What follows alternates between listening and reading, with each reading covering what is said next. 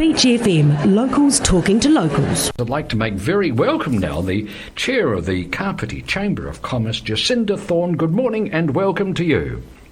Hey, good morning, and I hope you are keeping well. Indeed, and you. Jacinda, we attempted to get together, have a chat about the event that the Chamber put on for the International Women's Day. That was about a fortnight ago. It didn't quite work out because we were both a little bit busy, couldn't get our calendars to work. But that was just a fortnight ago, Jacinda. How much the world has changed in that time? Well, do you know, a fortnight ago, my husband had attended a concert in Auckland, and this was one of the concerts where a person had been there and had coronavirus. Well, so that the fray, was it? It was, what was that? Was that the fray? No, it was a Tool concert. Oh, the Tool, that's right. Yes, indeed. That's right. Yes. And 2 weeks ago, he was sent home from work as a precaution. He wasn't anywhere near the area, and there was thousands of people there. And at that point, I thought to myself, I wonder where this is going to end up. Yes, and in indeed. 2 weeks, it has evolved so rapidly, and we are in uncharted waters. We absolutely every day are. it's changing.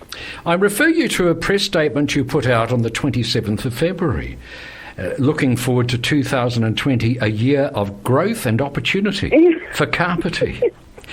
I wonder if you still hold to that estimation it's a year of growth and opportunity for Kapiti. I completely do. But there's no question that the next 3 to 4 months are going to be challenging. But what I'm really heartened to see is we have so many businesses who are already supporting each other, offering to help each other.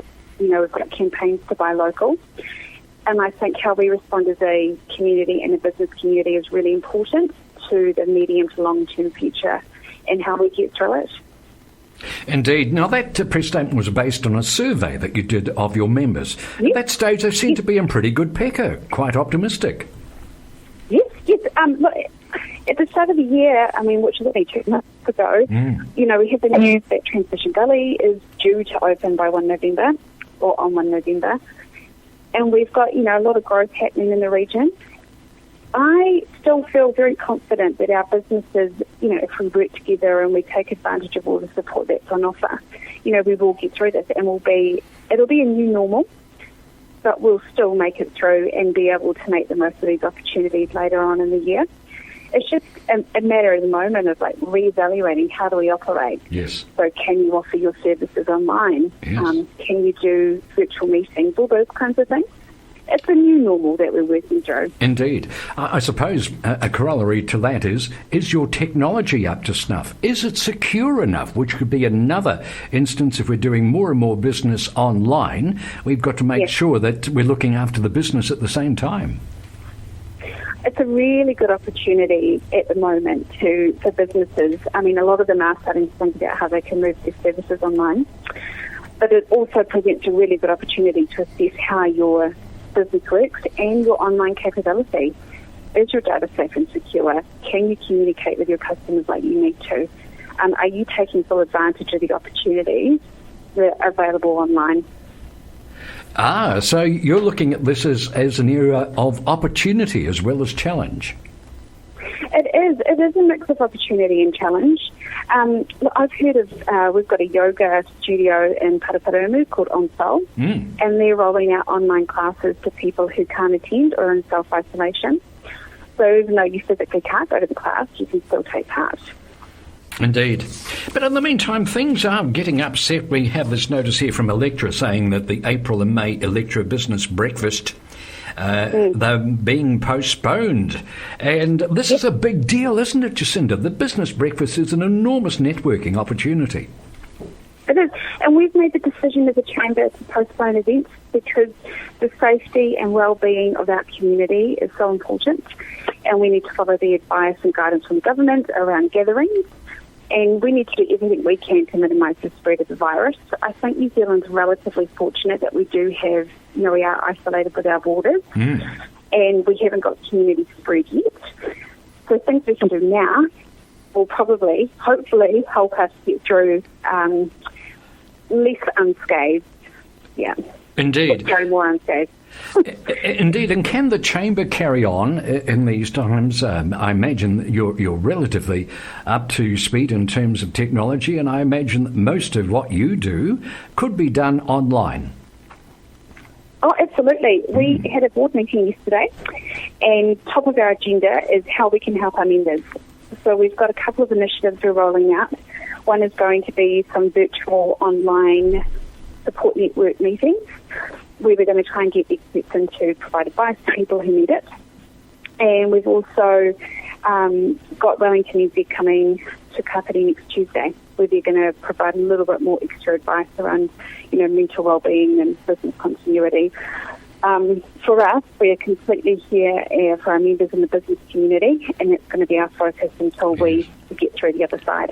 You make a very good point about the mental health. I'm going to have tomorrow night on the Time Machine Dermot Whelan to join us, because Dermot of Age Concern has been working on social isolation for quite some time in terms of particularly the older population.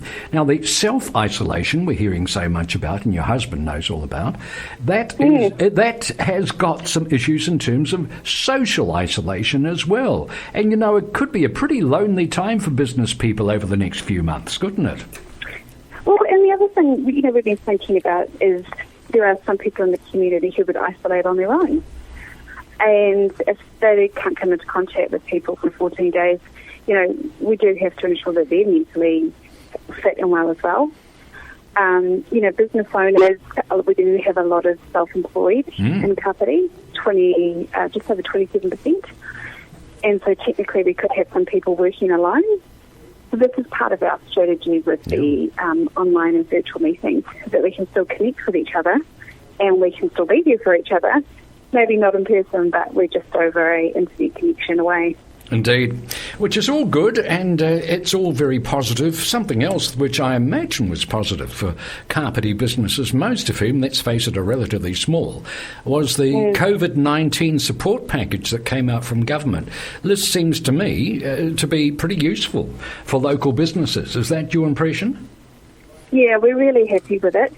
Particularly looking after the self-employed and contractors as well. Because sometimes the smaller businesses get missed. I'm in a online group, business group, and people have made applications and received money the same day they've been made. Goodness me, already? Yes. Already? Yep. Tuesday, I think when it was announced, they made an application and the money was in their account Tuesday night. Well, that's amazing, isn't it? Well, I'm very impressed with that. I am really impressed. In fact, I'm really impressed with the way the Ministry of Health, and in fact that the government machinery is working. When you have a look overseas at some of the chaos there is, and you'd expect more of the United States. Italy's in complete chaos. We're pretty lucky that we've got some people who seem to be on top of it in this country. Well, every single day, Ashley Bloomfield is showing up, and I'm really impressed. Every single day he's there, he's calm, consistent messaging.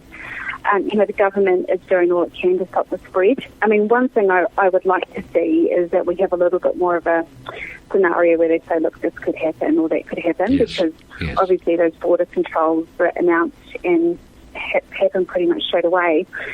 And it doesn't give business much time to prepare. So more signalling of possible earlier. I mean, it's beginning to happen now. We all know that meetings are going to get smaller. I had Penny Gaylor on the radio just an hour or so ago, and we talked about public transport. And I think that there are issues coming up with public transport as well. That has been signalled. So we're getting more of a sense that this is real, that we're going to have to change the way we live our lives to get through. But we are going to get through. And in fact, I think from a business point of view, you mentioned the opportunities. I think the bounce back will be very strong, and it will be, when it happens, it will be quite a strong and vigorous bounce back. Is that your impression? Well, you look at China, I mean, they're exiting, and it's 3 months since they first reported the virus. That's right. So I want our businesses to focus on, how they can get through, and also how, when they exit it, how they can ramp up their growth again. Jacinda, this has been a great pleasure. Thank you so much for joining us. I know I interrupted you in yet another meeting, but I've really appreciated your time. You're always welcome here on Beach FM. Thank you so much. Oh, thank you. There we are. Jacinda Thorne, she is chair, and what a competent chair she is, of the Kapiti Chamber of Commerce. 106.3 Beach FM.